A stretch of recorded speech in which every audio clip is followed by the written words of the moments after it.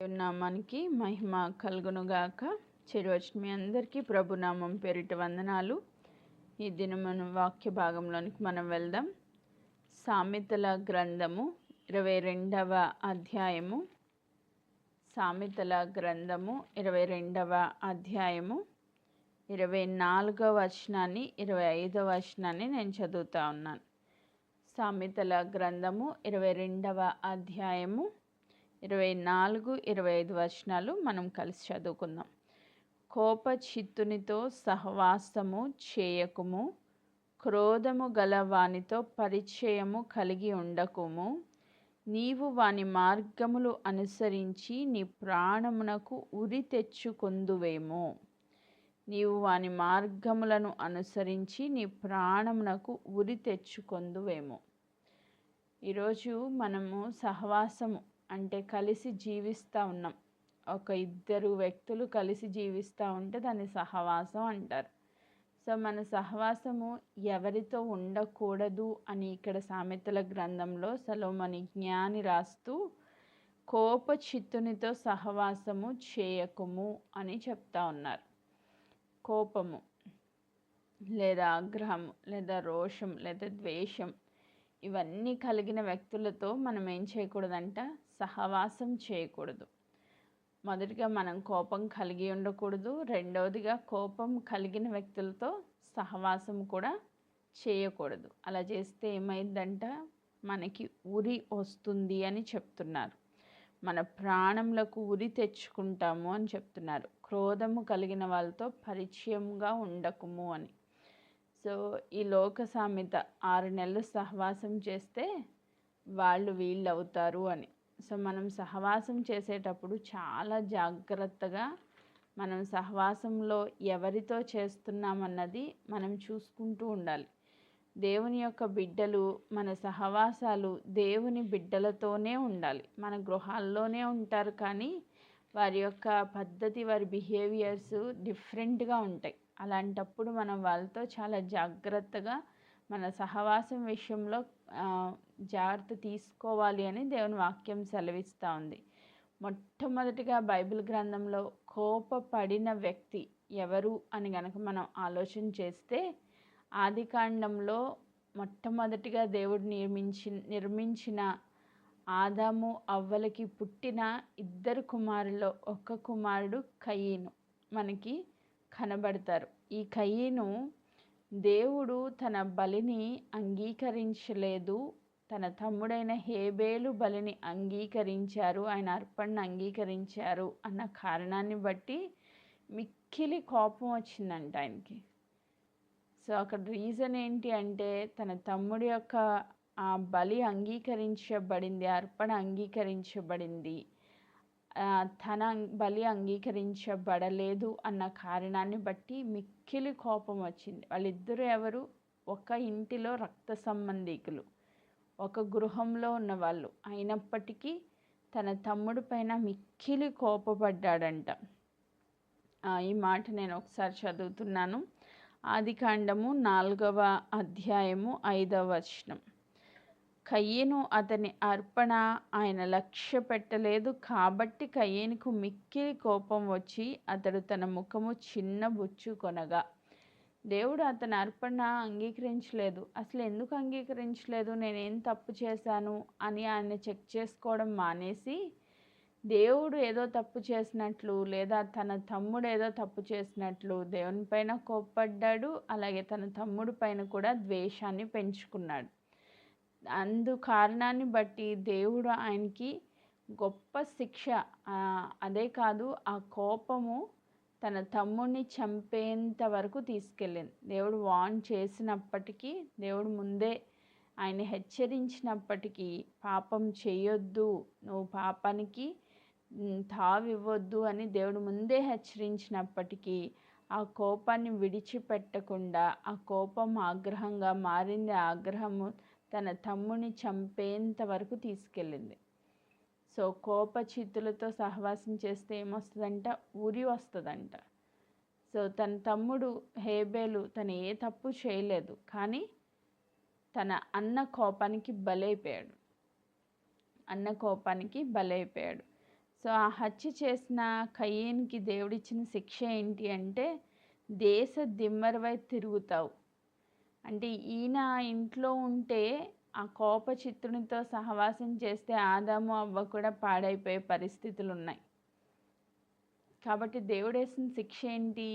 ఆదాము నుంచి అవ్వ నుంచి అతన్ని దూరంగా పంపించేశారు. సో ఆ ఇంట్లో ఆయన ఉండడానికి ఇంకా వీల్లేదు. ఆ కోపచిత్తునితో వీళ్ళు సహవాసం చేయడానికి వీల్లేదు.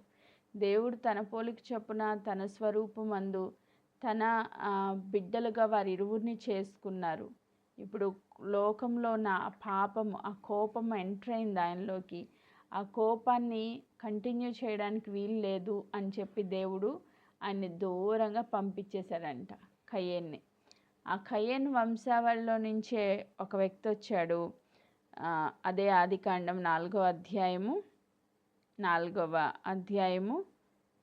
19వ వచనం. లెమెకు 2 స్త్రీలను పెండ్లి చేసుకొనెను. వారిలో ఒక దాని పేరు ఆదా, రెండవ దాని పేరు సిల్లా.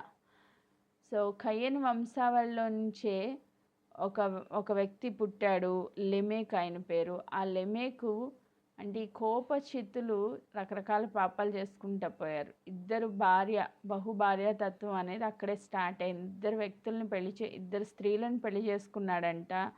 అక్కడ లెమెకు ఆదా సిల్లా 2 భార్యలతో ఆయన మాట్లాడుతూ 23వ వచనంలో అంటారు కదా, లెమెకు తన భార్యలతో, ఓ ఆదా, ఓ సిల్లా, నా పలుకు వినుడి. లెమెకు భార్యలారా, నా మాట ఆలకించుడి. నన్ను గాయపరిచినందుకై ఒక మనుష్యుని చంపితిని, నన్ను దెబ్బ కొట్టినందుకై ఒక పొడుచువాణ్ణి చంపితిని.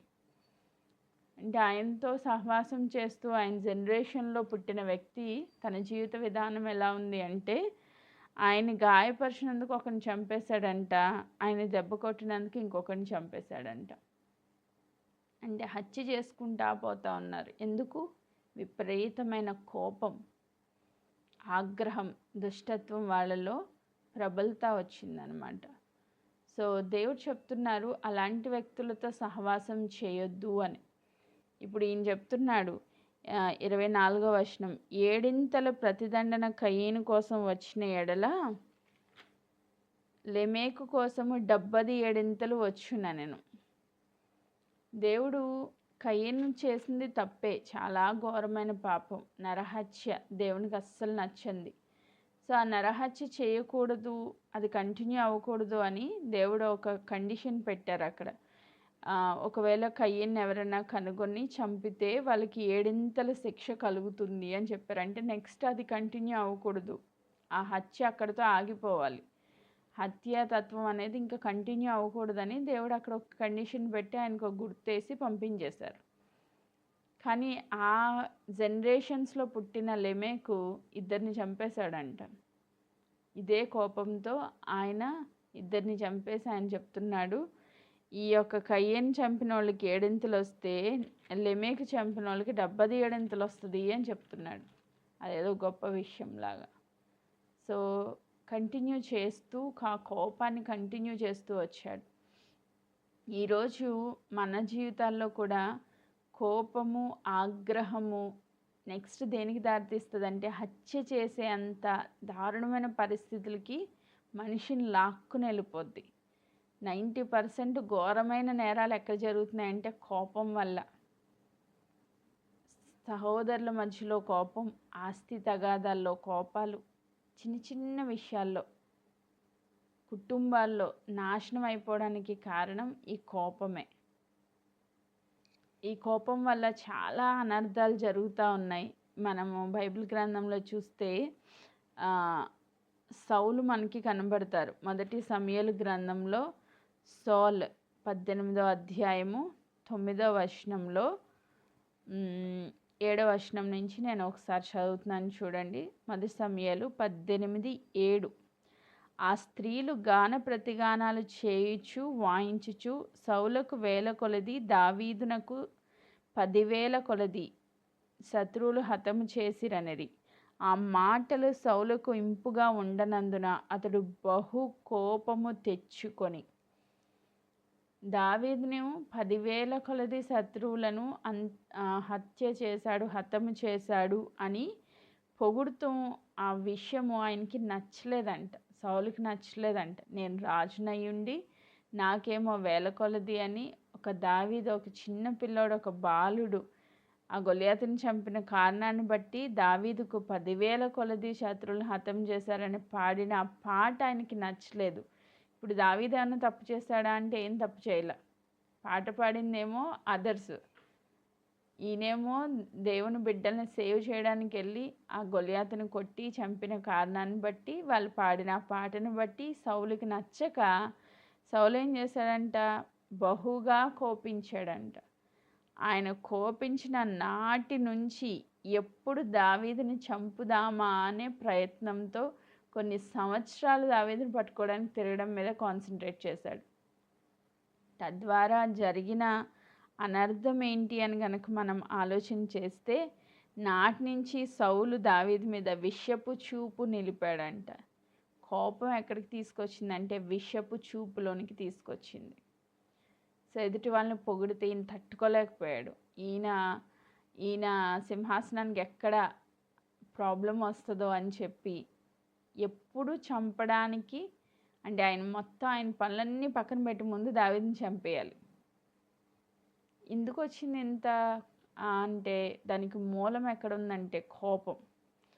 ఈ కోపం వల్ల ఆయనకి ఆగ్రహం వచ్చింది, హత్య చేయాలనే ప్రేరేపణ వచ్చింది. తద్వారా సౌలు జీవితం అంతా దావీదుని తరమడం మీదే పడ్డాడు. తద్వారా దేవుని కృప నుంచి రాలిపోయాడు. కయీను కూడా దేవుని కృప నుంచి రాలిపోయాడు. సో దేవుడు మనల్ని కృప చూపించి ఎంతగానో మొట్టమొదటి జ్యేష్ఠ సంతానముగా కయీన్ని పుట్టించారు కదా. కయీను ఎలా ఉండాలి? జ్యేష్ఠత్వపు హక్కు కలిగిన వ్యక్తిగా ఉండాలి. దేవుని యొక్క కృపకు పాత్రుడుగా ఉండాలి. దేవుని సన్నిధిలో ఆయన వంశావళి, యేసుక్రీస్తు ప్రభు వంశావళిలో కయీను ఎక్కడైనా మనకి కనబడతాడా అంటే ఎక్కడ కనిపించడు. కయీను ఎక్కడ కనిపించడు. దేవుని సన్నిధిలో ఆయన ఆ కృపలో నుంచి రాలిపోయాడంట. ఆమేన్. కయీను వంశావళిలో ఆదాము తర్వాత కయీను రావాలి. కానీ కయీను దేవుని కృపలో నుంచి రాలిపోయిన కారణాన్ని బట్టి ఆయన ఎక్కడ మనకి కనిపించడు. సో మనం చూస్తే లూకాసు వార్త 3వ అధ్యాయం చివరి మాట 38 చదివితే, కయీనాను ఎనోషునకు, ఎనోషు షేతుకు, షేతు ఆదామునకు, ఆదాము దేవునికి కుమారుడు. సో షేతు ఆదాము వచ్చారు, కానీ అక్కడ కయీను రాలా. కయీను కోపానికి గురైపోయిన హేబేలు కూడా రాలేదు. సో మొట్టమొదటి సంతానం దేవుని కృపకు పాత్రుడిగా ఉండవలసిన కయీను కోపాన్ని బట్టి దేవుని కృపలో నుంచి రాలిపోయినట్లుగా మనం చూస్తూ ఉన్నాం. సో అలాగే మొట్టమొదటి రాజు సౌలు, మొట్టమొదటి రాజు, దేవుడు ఎన్నుకున్న రాజు. ఆ రాజు పొజిషన్ నుంచి ఆయన కృపలో నుంచి రాలిపోవడానికి కారణం ఏంటంటే ఆయనకు వచ్చిన కోపం. దేవుడు ఆయన బలపరిచి ఆ యుద్ధాన్ని గెలిపించి ఇశ్రాయేలు ప్రజల కంటే, ఇంకో విధంగా చూస్తే సౌలుకి దేవుడు విజయాన్ని ఇచ్చినట్లే. అక్కడ ఇశ్రాయేలు ప్రజలకు విజయం వచ్చిందంటే సౌలుకి విజయం వచ్చినట్లే. తనకి విజయాన్ని తెచ్చిపెట్టిన వ్యక్తి మీద విషపు చూపు నిలిపి దేవుని కృప నుంచి రాలిపోయినట్లుగా సౌలు జీవితంలో మనం చూస్తూ ఉన్నాం. అలాగే మనం ఇంకొక కాంటెక్స్ట్ చూస్తే లూకాసు వార్త 15వ అధ్యాయము ఈ కోపం ఎంత దారుణమైన పరిస్థితులకు మనల్ని తీసుకుని వెళ్తుంది అంటే, లూకాసు వార్త 15వ అధ్యాయము 11వ వచనం నుంచి మనం చదివితే అక్కడ ఒక వ్యక్తి, ఒక తండ్రి కనబడతాడు. ఆ తండ్రికి 2 కుమారులు అంట. 2 కుమారుల్లో ఒకడు చాలా ఒబీడియంట్గా, పెద్దవాడు తండ్రి మాట వింటూ విధేయత చూపిస్తూ తండ్రి ఇంట్లో నమ్మకంగా నిలవబడ్డాడు. కానీ చిన్నవాడు వచ్చి నాకు ఆస్తిలో భాగమే తండ్రి అని అడిగినప్పుడు, నేను దూరదేశం వెళ్తాను, మంచి వ్యాపారం చేస్తాను, డబ్బులు సంపాదిస్తానని చెప్పి తన ఆస్తి తను తీసుకుని వెళ్ళిపోయి దుర్వ్యాపారం చేసి ఆస్తి అంతా పాడు చేసి పందులు పొట్టు తినే పరిస్థితికి వచ్చి, అప్పుడు తండ్రి ఇల్లు గుర్తొచ్చిందంట ఆయనకి. ఇల్లు గుర్తొచ్చి వచ్చి తండ్రితో మాట్లాడుతూ ఆయన అంటాడు 18వ వచనం, లూకా 15:18, నేను లేచి నా తండ్రి యొద్దకు వెళ్ళి, తండ్రి, నేను పరలోకమునకు విరోధముగాను నీ ఎదుట పాపము చేసి తిని, ఇక మీదట నీ కుమారుడు అనిపించుకొనుటకు యోగ్యుడను కాను. సో చిన్న కుమారుడికి బుద్ధి వచ్చింది. బుద్ధి వచ్చినప్పుడు ఆయన తన పాపాన్ని ఒప్పుకుంటున్నాడు, విడిచిపెట్టడానికి ఇష్టపడ్డాడు, తండ్రి దగ్గరికి వచ్చాడు. ఈ మాట ఇంకా చెప్పకముందే తండ్రి ఆయన్ని చూసి ఎంతో ప్రేమతో చేర్చుకున్నట్లుగా మనం చూస్తాం. ఇదంతా బాగానే ఉంది, చక్కగా ప్రశస్త వస్త్రాన్ని తొడిగించాడు, చేతికి ఉంగరాన్ని పెట్టాడు, పాదాలకు చెప్పులు తొడిగించాడు. చిన్న కుమారుని ఎంతో ప్రేమతో తండ్రి చేర్చుకుంటే వచ్చిన ఆ కుమారుని బట్టి ఎంతో గొప్ప విందు అక్కడ జరుగుతూ ఉంటే, ఇప్పుడు పెద్ద కుమారుడు వచ్చాడంట పొలం నుంచి. వచ్చి చిన్న కుమారుడు వచ్చిన విషయం తెలుసుకొని, తండ్రి చేస్తున్న పనులన్నీ తెలుసుకొని చాలా కోపం వచ్చిందంట అన్నకి, తమ్ముడి పైన, తండ్రి పైన కూడా చాలా కోపం వచ్చిందండి. 28వ వచనం చదువుతున్నాను. అయితే 27 నుంచి ఒకసారి చదువుదాం. ఆ దాసుడు అతనితో, నీ తమ్ముడు వచ్చి ఉన్నాడు, అతడు తన యొద్దకు సురక్షితముగా వచ్చినందున నీ తండ్రి కొవ్విన పశువును వధించెననెను. అయితే అతడు కోపపడి లోపలికి వెళ్ళకపోయెను గనుక అతని తండ్రి వెలుపలికి వచ్చి లోపలికి రమ్మని బ్రతిమలాడుకొనెను. సో తప్పిపోయిన కుమారుడు మంచిగా సెట్ అయ్యాడు, మంచిగా హ్యాపీగా వచ్చాడు. చక్కగా దేవుని సన్నిధిలో వీళ్ళందరూ కలిసి ఆనందిస్తూ ఉన్నారు, విందు జరుగుతూ ఉంది. అయితే ఎప్పుడు పక్కనే ఉండే పెద్ద కుమారుడికి కోపం వచ్చిందంట. మనం కూడా ఇదే బ్యాచ్. దేవుని ఇంట్లోనే ఉంటాం, దేవుడి సన్నిధిలోనే ఉంటాం, దేవుడి మాట వింటూనే ఉంటాం. కానీ దేవుడు చేసే పనులు కొన్ని మనకి నచ్చవు, కొన్ని నచ్చక దేవుని కృప నుంచి దూరంగా పారిపోతూ ఉంటాం. లోపలికి వచ్చి అందరితో కలిసి సంతోషించాల్సిన పెద్ద కుమారుడు, ఎప్పుడూ తండ్రి పక్కనే ఉన్న పెద్ద కుమారుడు ఆ విందులోకి రావడానికి ఇష్టం లేక కోపపడి అవతల బయట దేవుని కృపకు దూరంగా ఆగిపోయాడంట. దేవుని సంతోషంలో ఆయన పాలిభాగస్థుడు అవ్వలేకపోయాడు. ఈరోజు మన పరిస్థితి కూడా ఇలానే ఉంటుంది. కోపం, అన్ని పాపాలు చేస్తే ఆమెను దేవుడు క్షమించేస్తాడా? దేవుడన్నా క్షమిస్తాడు, కానీ మనం మాత్రం క్షమించం. మనకు అలాంటి కోపం, దేవుడన్నా కోపమే, వాళ్ళన్నా కోపమే. సో నేను బాగా బాధ పెట్టినోని దేవుడు క్షమించేశాడు, కానీ నువ్వు మాత్రం క్షమించవు. నీకు మాత్రం ఆ మనసులో కోపం అలాగే ఉండిపోద్ది. తద్వారా దేవుని కృపకు దూరం అయిపోతున్నాం. అది మనకు అర్థం కావట్లా. సో కోపం మనల్ని దేవుని కృపలో నుంచి రాలిపోయేటట్లుగా చేస్తుంది. దేవుని సంతోషంలో మనం కూడా పాలిభాగస్థులం అవ్వాలి. కానీ ఈ పెద్ద కుమారుడు తన తండ్రి సంతోషంలో పాలిభాగస్థుడు అవ్వడానికి ఇష్టపడట్లేదు. నాకెప్పుడన్నా విందు చేసావా? నాకెప్పుడైనా నువ్వు ఇలాంటి పశువుని వధించావా? నా స్నేహితులకి ఎప్పుడైనా భోజనం పెట్టావా?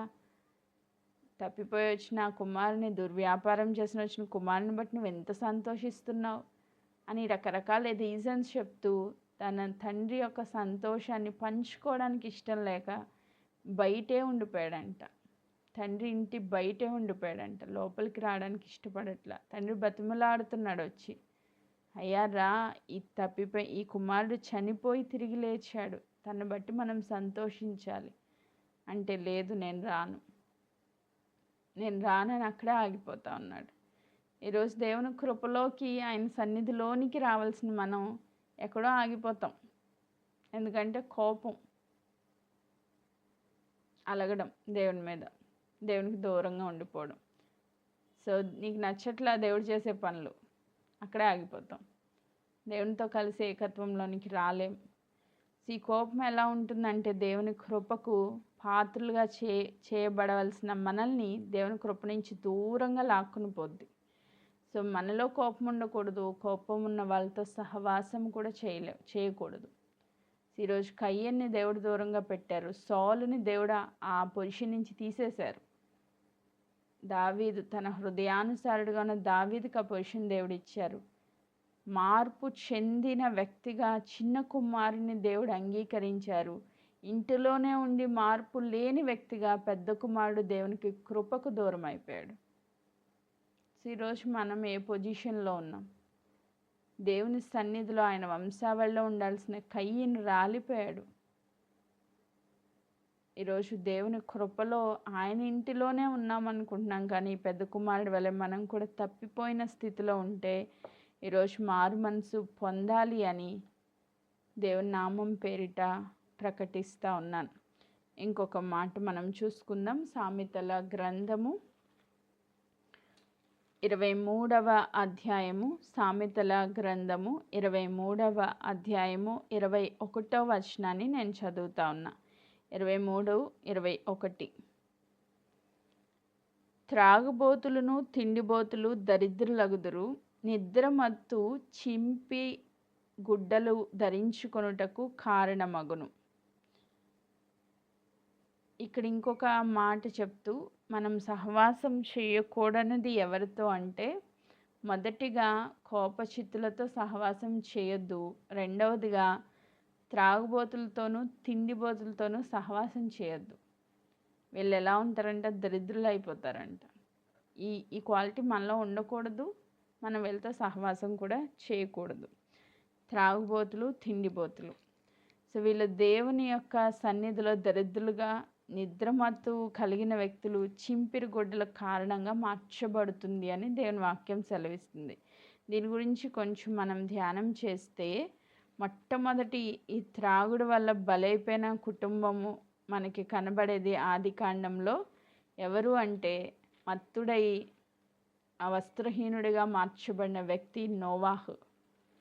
నోవాహు జీవితంలో చూస్తే ఆయన చాలా అద్భుతంగా దేవుని నిబంధనలో స్థిరపరచబడిన వ్యక్తి. కుటుంబము యథార్థవంతుడు, న్యాయవంతుడు, దేవుని దృష్టిలో ఆయన కృప పొందినవాడుగా ఉన్న నోవాహు ఒకరోజంట ఫుల్గా తాగాడంట.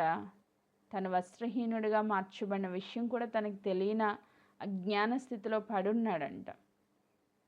ఆయనకు 3 పిల్లలు, షేము, హాము, యపేత్. ఇది మనకి ఎక్కడ కనబడుతుంది అంటే ఆదికాండం 9వ అధ్యాయంలో మనము చూడొచ్చు ఈ మాటలు. 20వ వచనం నుంచి మనం చదివితే అక్కడ మనకి ఈ వచనాలు కనబడతాయి. ఒక ద్రాక్ష తోట నాటించాడంట. ద్రాక్ష తోటలో ద్రాక్షరసము ఫుల్గా తాగి, ఆ తోటలోంచి వచ్చిన ద్రాక్షరసం ఫుల్గా తాగి వస్త్రహీనుడిగా పడి ఉన్నాడంట. ఇక్కడ రెండో వాడైన హాము వచ్చి తన తండ్రి పరిస్థితి చూశాడు. సో తన దిగంబరిగా ఉన్నాడని వెటకారం చేశాడు. తద్వారా ఆయన ఉగ్రత, తండ్రి ఉగ్రత ఆయన మీదకి వచ్చింది. శపించబడ్డాడు. 25వ వచనం చదివితే, కనాను శపించబడిన వాడే తన సహోదరులకు దాసుడగును.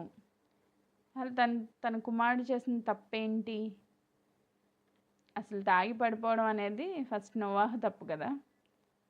తన పిల్లాడు చేసిన తప్పేంటి? ఆయన వచ్చి చూసి ఎటకారం చేయడం తప్పు కింద ఉంది. ఆయన ద్వారా శాపం వచ్చేసింది.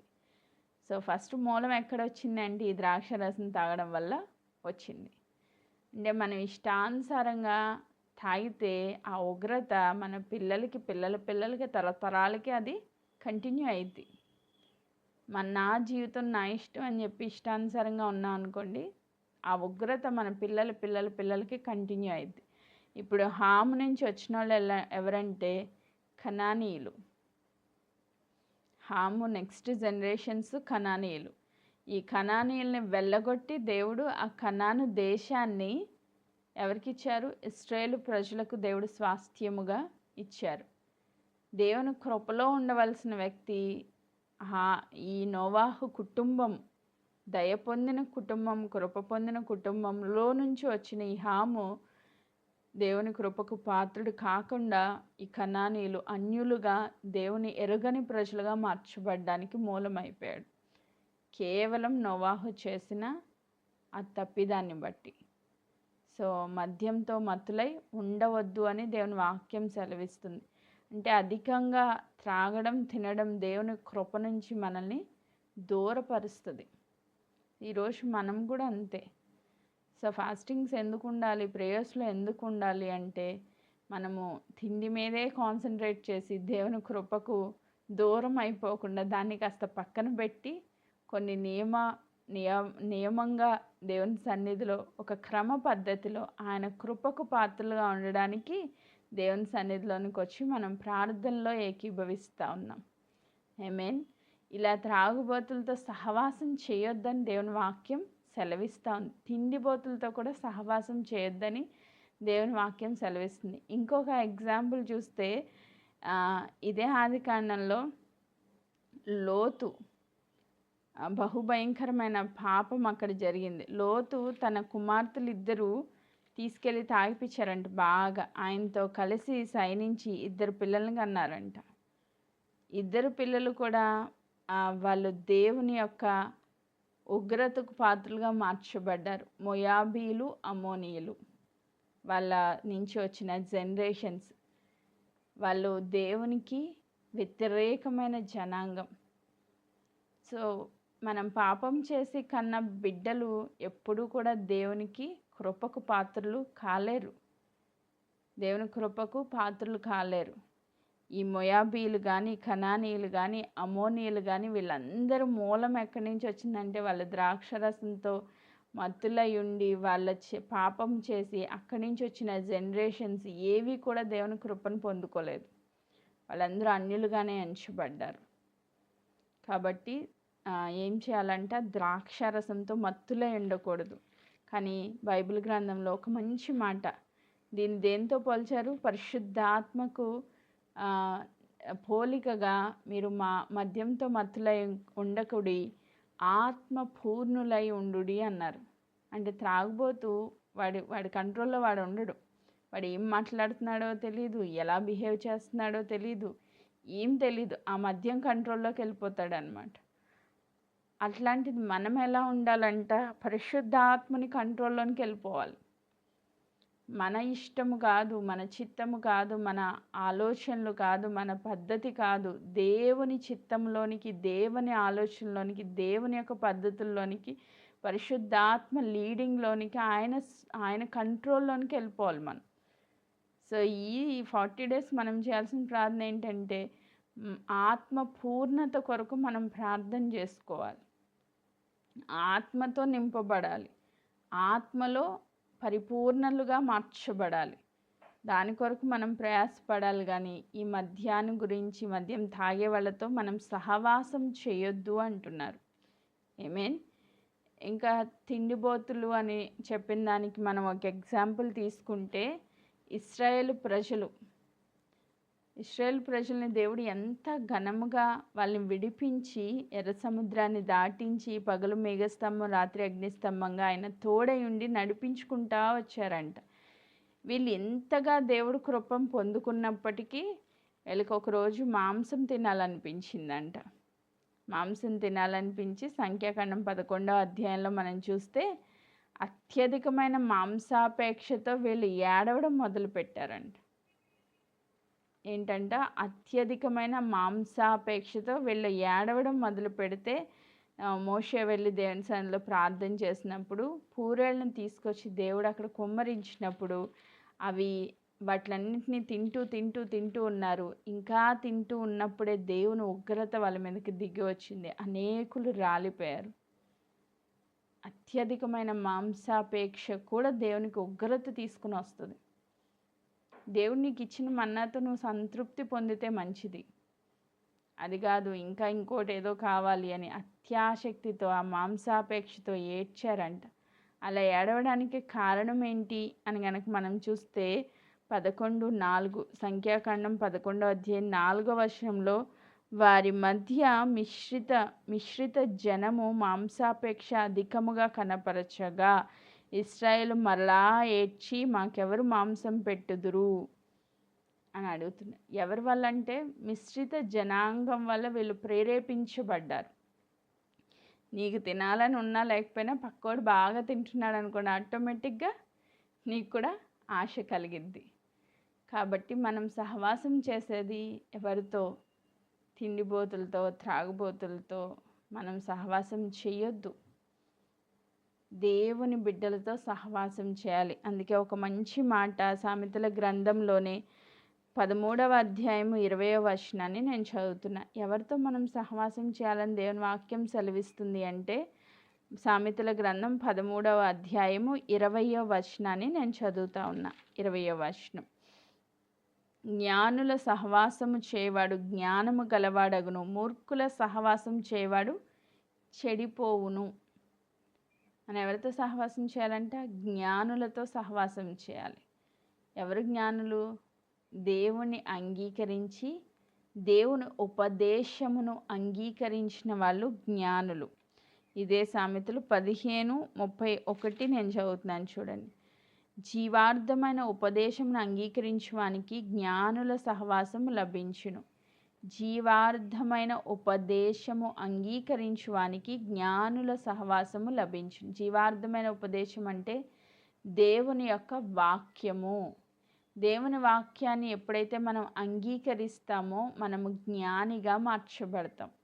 ఆ జ్ఞానుల యొక్క సహవాసము దేవుని దృష్టికి అంగీకారయోగ్యముగా ఉంటుంది. దేవుడు మనల్ని ఎందుకు పిలుచుకున్నాడు? ఆయనతో సహవాసం చేయడానికే మనల్ని పిలుచుకున్నాడు. మొదటి యోహాను పత్రిక నేను ముగిస్తాను. మొదటి యోహాను పత్రిక 1వ అధ్యాయము 3వ వచనాన్ని నేను చదువుతున్నా. మాతో కూడా మీకును సహవాసం కలుగునట్లు మేము చూచిన దాన్ని వినేదాన్ని మీకు తెలియజేయుచున్నాము. మన సహవాసం అయితే తండ్రితో కూడాను ఆయన కుమారుడైన యేసుక్రీస్తుతో కూడా ఉన్నది. మన సంతోషం పరిపూర్ణమవుటకే మేము ఈ సంగతులు వ్రాయుచున్నాము. ఆమేన్.